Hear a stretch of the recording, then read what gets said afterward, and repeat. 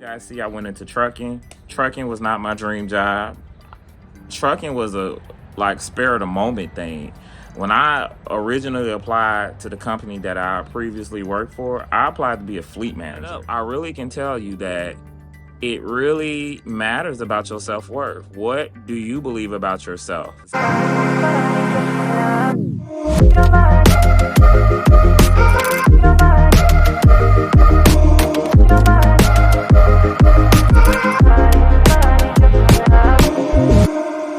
Hey family, welcome back to the Brandon Brews channel. I am Brandon. Today we're doing something a little different. I'm outside in my backyard. The weather is nice. It's not too hot. It's not too cold. And I had a question. My cousin sent me a message earlier today on Messenger. Shout out to my cousin Brandy.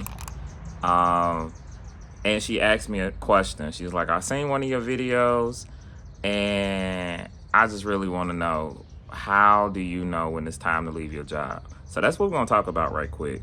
All right, so I'm actually gonna post the question here. But she said, cousin, how do you know to leave your job? She was like I watched your video, but how did you know? So I want to answer that. Hopefully it's not too loud. I'm trying to project more. I don't have a mic out here, but your boy will get one soon. All right, so she asked me, how did I know? I did give her a response, but it's been pondering on my mind all day. Since she said it, this was at 12:50 and now it's 6:30. So I was just like, how did I really know? And I could really sum it up saying, at some point I got really frustrated. At some point I was praying to God saying, what am I going to do? But in return, God was saying, what are you going to do? And he was like, do you trust me? Step out on faith. And so that was very hard for me to do. Like I told her, and I'm telling you guys, when you are in a comfort zone, it is very hard to get out.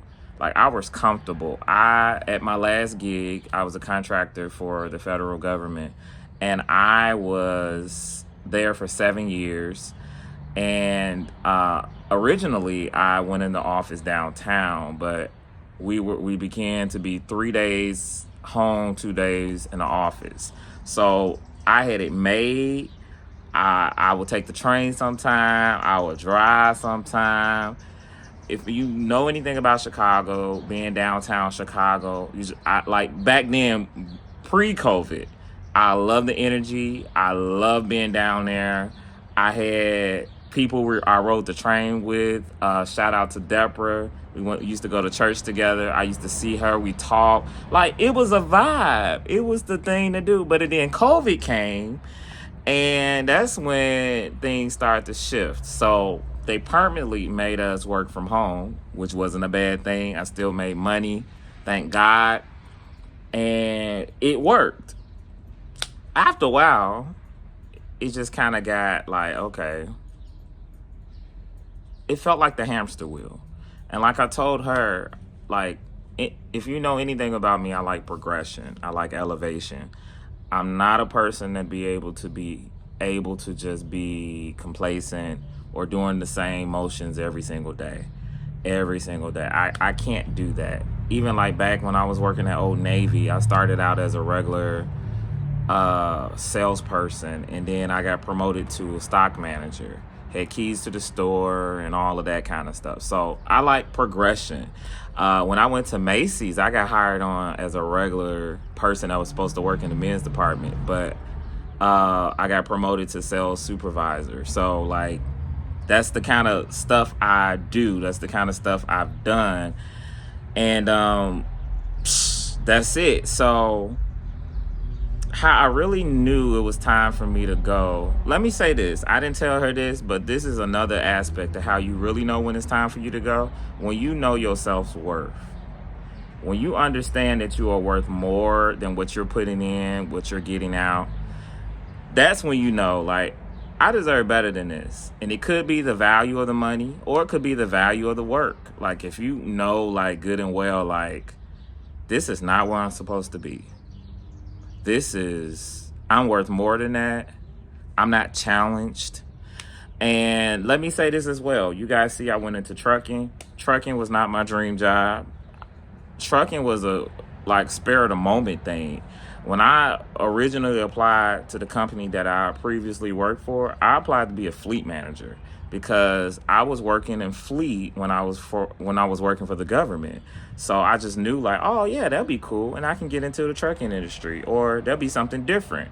I was trying to do the same thing, but I read I don't know, when I read the description for being a truck driver and they'll teach you how to be a truck driver, it just seemed very interesting to me.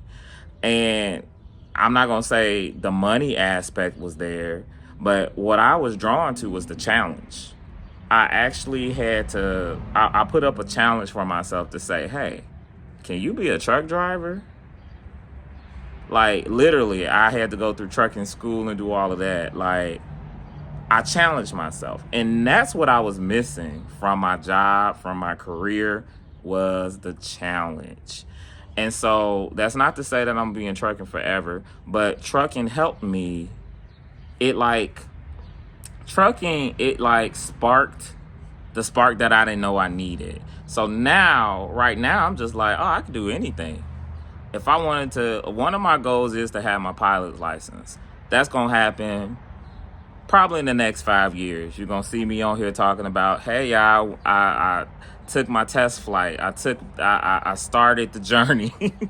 But that's what trucking did for me. Like, it really shifted me to knowing that, you know what, you can do whatever you say you want to do. And especially if it's in God's will as well. Yeah, I know I'm saved. I'm a Christian. I believe in God. But most of the time, God is waiting on us. He is waiting on us to step out on faith, to walk by faith. And so, to sum that up, I really can tell you that it really matters about your self-worth. What do you believe about yourself? Are you okay with just sitting at a desk doing the same thing over and over and over and over and over again? You're not challenged. You're stressed before you get there. I remember a time when I was working from home, and I can say this now because they can't do nothing to me, but I literally would wake up sometimes and be just like miserable, not feeling like I want to work. And I would put PTO in. I would probably work a half day. I did get in to do reports, and then I would take like the rest of the day off. I would go drive Lyft. I would go to the gym. I would go walk my dog and say, let's go to the park. Like, that's how bad it was. And like, when it get that bad, it's like, well, why are you still there? And I had to ask myself, well, it was comfortable because I knew it paid the bills. It paid the bills. I have a mortgage. I have a car note. Like, I got the regular bills. It's doing that. And so, and let me say this too. I'm a person that's always had side hustles.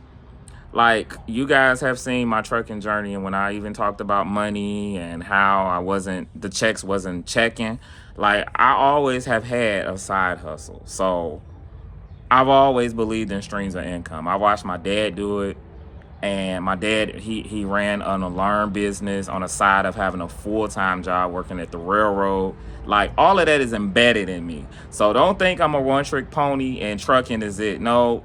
Trucking just takes all my time, and maybe something else can be done. Before I got into trucking, I was teaching 17 piano students. I was doing my main job. I was playing for a church and online stuff. Like, I have online things that I do. So that's the biggest thing right now, and that's why I went local, is because I get more of my time back. If you know anything about trucking really will take a lot of your time. And then when you see the check, it don't add up. You're like, I'm not paid by the hour, at least not yet. But you do a lot of stuff revolving around trucking. Like, when you're out on the road, even local, you do a lot of stuff. And you're just like, dang, this check don't seem right. And so it goes against your self-worth. That's why I had to leave the company I left. Because I'm like, nah, I'm doing everything y'all want me to do. And that's another thing. I'm not a half worker. None of my jobs can tell you I did a half job.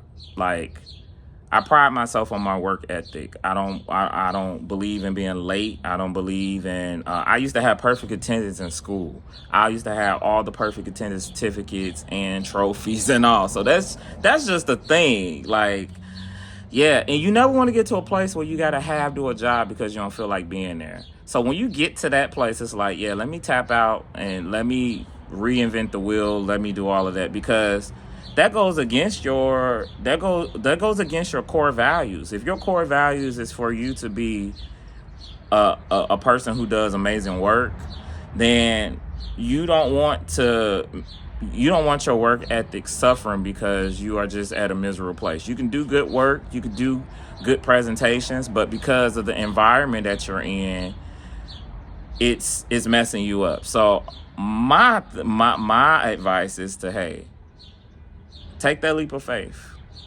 Take it. Of course, yes, you need to sit there, and some of you may be married, got kids. Yeah, do it strategically. But most definitely don't be miserable for the next 2-5 years doing this job and knowing that you want to do something else. Like, take that leap of faith. Take that step of faith. Because, a good part of life is making mistakes and having failures. I know we don't like that word, failures. I didn't win. I lost. I had to start over again. But you have to trust the process enough to know, like, if you didn't do it, you wouldn't have known that you could. You wouldn't know how strong you were. You wouldn't know how smart you were. Or you wouldn't even know you had the courage to do it. And that's been like my whole trucking journey, that I actually had the courage to learn something new. My dad never drove a truck. My mom is not in trucking. I got uncles in trucking, but I'm not close to them to know, like, they showed me how trucking, or I've been around a truck. Never, ever. So it's like it shocked me now. And now I'm just like a bit on fire to be like, oh, I'm going to jump into this. I'm going to go write this book. I'm going to go do this. Now I've began to start picking up the things that I put aside. And so I just wanted to encourage you, whoever may be watching this video, hey, go get started. Leave that job. And what's the worst that can happen if you left a job? You can go get another one. And the way things are now, go get a side gig. If you got to drive Uber, Lyft, do DoorDash, like, there's tons of things you can do. You can be somebody's editor. You can do, like, the way the playing field is now, like, for somebody to be stuck somewhere is like, at the end of the day, you can only be stuck because you want to be stuck. And when you get that in your mind to be like, I'm only stuck because I really want to be stuck, you can't blame other people. You can't. And sometimes you do have to be selfish. Like, when I did get into trucking, I had a few people tell me, like, nah, you ain't gonna be no trucker. You can't do that. That job is just like, But what it did for me, I have a little competitive to me, like, when it comes to, if you ever get on the treadmill next to me at the gym, I'm gonna stay on that treadmill till you get off. Now I might slow down, but I'm not getting off.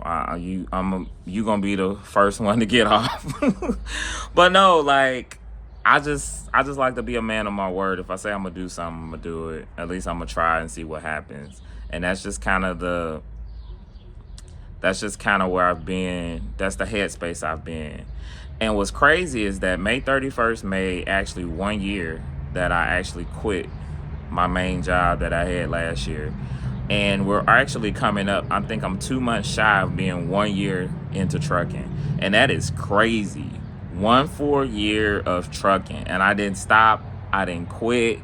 Like, I did switch companies. But, yeah, that's just crazy. 1 full year, like, that's crazy. And it's crazy how time just gets away. And so I just want to encourage you.